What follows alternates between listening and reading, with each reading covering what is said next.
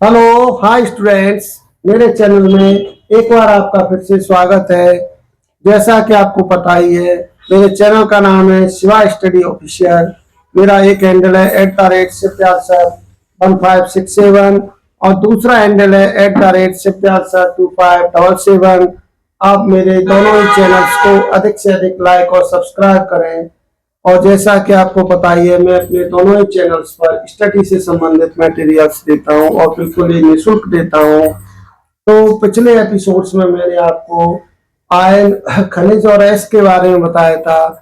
आज के टॉपिक में मैं आपको बोर्ड परीक्षा को देखते हुए और प्रयोगात्मक परीक्षाओं एवं जो कंपटीशन प्रतियोगी परीक्षाओं को देखते हुए इलेक्ट्रॉनिक संरचना के बारे में बताऊंगा कि इलेक्ट्रॉनिक संरचना कैसे करते हैं, किसी भी तत्व या पदार्थ की इलेक्ट्रॉनिक संरचना करने की प्रक्रिया क्या है, किस प्रकार से उनकी इलेक्ट्रॉनिक संरचना की जाती है। तो जैसे एक क्वेश्चन यहाँ पर लिया है, सोडियम ऑक्सीजन मैग्नीशियम की इलेक्ट्रॉनिक संरचना लिखिए एवं Na2O का परमाणु द्रव्यमान ज्ञात कीजिए।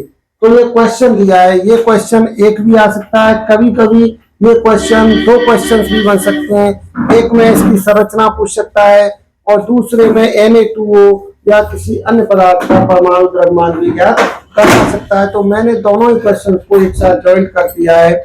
इस प्रकार के क्वेश्चन में आप एक साथ दोनों ही चीजों को निकालना समझ जाओगे। तो पहले हम यहाँ करते हैं। हमारे तीन पदार्थ हैं। एक है सोडियम। तो सोडियम का हमारा परमाणु क्रमांक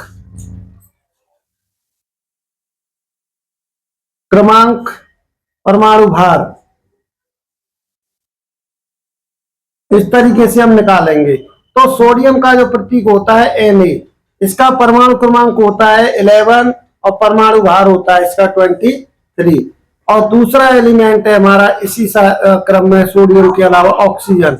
ऑक्सीजन का प्रतीक होता है O और इसका होता है ऑक्सीजन का 8 और इसका होता है 16 परमाणु भार। और तीसरा है हमारा मैग्नीशियम, इसका प्रतीक होता है Mg, इसका परमाणु क्रमांक 12 और इसका परमाणु भार होता है 24 यानी 24। तो यहां तक हम समझ गए इनके परमाणु क्रमांक क्या है और इनके परमाणु भार क्या है। अब इसके बाद अब हम इनका जैसे Na2O का निकालना है। तो Na2O का हम निकालते हैं। Na2O का द्रव्यमान। तो इसका द्रव्यमान निकालने के लिए हम क्या करेंगे, Na का कितना होता है 23। तो 2 इंटू 23 प्लस का ऑक्सीजन का हो गया 16 और दोनों को हमने जोड़ा 46 इंटू 16। तो यहां से हमारा हो गया 6 और 6 12 का 2 1 कैरी 4 और 1 5 और 1 6 यानी इसका द्रव्यमान संख्या हो गया 62। तो इसका एक जो पार्ट्स है Na2O का परमाणु द्रव्यमान ज्ञात करना है, वो हमने निकाल लिया। यहां तक हमारा आधा जो क्वेश्चन है वो आधा पोर्शन हो चुका है। अब इसके बाद जब आधा पोर्शन कर लिया तो इसका आधा हमें इनका इलेक्ट्रॉनिक संरचना लिखना है। तो इलेक्ट्रॉनिक संरचना लिखने के लिए हम क्या करेंगे, इसमें देखिए इधर। तो स्टूडेंट्स इसी क्रम में आप द्रव्यमान संख्या निकालना सीख गए होंगे। द्रव्यमान संख्या निकालने के लिए क्या करते हैं, किसी तत्व का जो परमाणु भार होता है उसको लिख लेते हैं। जैसे यहाँ 2 दिया तो 2 से मल्टीप्लाई, 3 होता है तो 3 से। ऑक्सीजन का किसी से नहीं है तो 16 कर दिया, दोनों को ऐड करके 62 आ गया। तो अब इसके बाद आधा पोर्शन हो गया। अब इसका आधा पोर्शन हमें दूसरा देखना है कि इनकी संरचना कैसे करनी है। तो इलेक्ट्रॉनिक संरचना, उसके लिए हम क्या करेंगे, अब इनका करेंगे। तो इसमें सबसे पहले है हमारा Na सोडियम, इसका हो गया 11 और 23। अब 11 23 का हमको क्या करना है, इलेक्ट्रॉनिक विन्यास। इसमें परमाणु क्रमांक कितना है इसका 11। तो जब इसका परमाणु क्रमांक हमारा 11 होगा तो इलेक्ट्रॉनिक विन्यास करने के लिए इसमें हमारे क्या कोष, कितने कोष बनाएंगे, एक तो 2, एक 8 और एक 1। यानी पहले में 2 इलेक्ट्रॉन, दूसरे में 8 और तीसरे में 1। अब इसका हमें संरचना बना के दिखाएंगे इस तरीके से 1 2 और ये 3। इसमें 3 कोष बन गए Na का, ये हमारा जो एलिमेंट है। तो पहले में 2 डालेंगे, 1 और 2 डाल दिया। दूसरे में क्या है 8 है, तो यहां से हमने 8 डालेंगे। 1 2 3 4 5 6 7 और ये 8 नहीं, इसको दोबारा से बना लेते हैं, थोड़ा बड़ा बन गया, छोटा बनाते हैं। तो यहां पर बना लिया, एलिमेंट हो गया Na, इसके 3 हो गए इस तरीके से। अब इसमें पहले में हमने डाले 2 इलेक्ट्रॉन्स, दूसरे में डाले 8, 2 3 4 5 6 7 और ये 8 हो गई। अब कितना बचा, 1 इसमें डाल दिया। तो इस तरीके से इसका जो इलेक्ट्रॉनिक संरचना हमारी हो गई 2 8 1 हो गया। अब इसी तरीके से हमारा दूसरा एलिमेंट है ऑक्सीजन। ऑक्सीजन का होता है 8 और 16। अब इसका इलेक्ट्रॉनिक संरचना करेंगे तो पहले कोष में 2 हो गया और दूसरे में कितना आ गया 6, 2 और 6 हो गया 8 इलेक्ट्रॉन। अब इसका जैसे बनाना है हमको तो 2 कोष बनेंगे इसमें, ऑक्सीजन 1 और ये 2 कोष हो गए। ये तो हमारा क्या है, ऑक्सीजन है।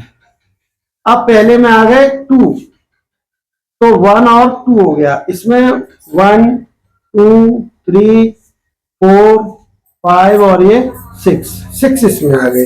इस तरीके से ऑक्सीजन का इलेक्ट्रॉन संरचना ये हो गई। अब इसके बाद थर्ड एलिमेंट है हमारा मैग्नीशियम, Mg का कितना होता है 12 और 24। इसमें 12 का करेंगे 2 8 2 हो गया, तो पहले में 2 इलेक्ट्रॉन, फिर 8 और फिर 2 इलेक्ट्रॉन।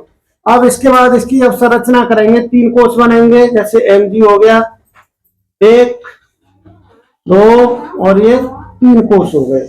अब इनमें हमें बिठाना है 2 है, तो पहले में 2 इलेक्ट्रॉन बिठाया, दूसरे में कितना 8, तो 1 2 3 4 5 6 7 और ये 8।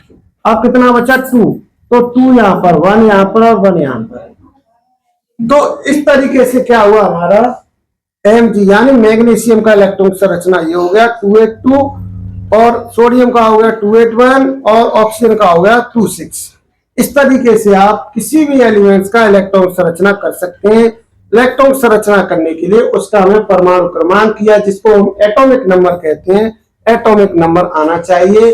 और एटॉमिक नंबर के लिए एक जो हमारी टेबल होती है उसमें सभी एलिमेंट्स जो पाए जाते हैं आवर्त सारणी में उनका प्रतीक दिया होता है, एटॉमिक नंबर होता है, एटॉमिक वेट होता है, वहां से हम इनके एटॉमिक नंबर याद कर लेंगे तो फिर हमें इनका जो है इलेक्ट्रॉनिक स्ट्रक्चर या करने में कोई भी दिक्कत नहीं होगी। तो इस तरीके से आप करेंगे। इसके कुछ एक नियम होते हैं, जैसे ऑफबाउ का नियम है, उस नियम के अनुसार क्या करते हैं, पहले कोष में 2 इलेक्ट्रॉन्स डालते हैं, दूसरे में 8 डालते हैं, 3 में उसी क्रम से डालते हैं। फिर हम लेकिन इसकी जो नियम होता है सबसे बाहरी कोष में हम अधिकतम 2 इलेक्ट्रॉन या 8 इलेक्ट्रॉन ही डाल सकते हैं। 2 8 18 और 32 जो 2n स्क्वायर नियम होता है उस नियम के हिसाब से हम इलेक्ट्रॉनिक संरचना करते हैं। लेकिन उसमें और भी कुछ जो ऑफबाउ ने नियम दिए थे उनका पालन भी हमें करना पड़ता है।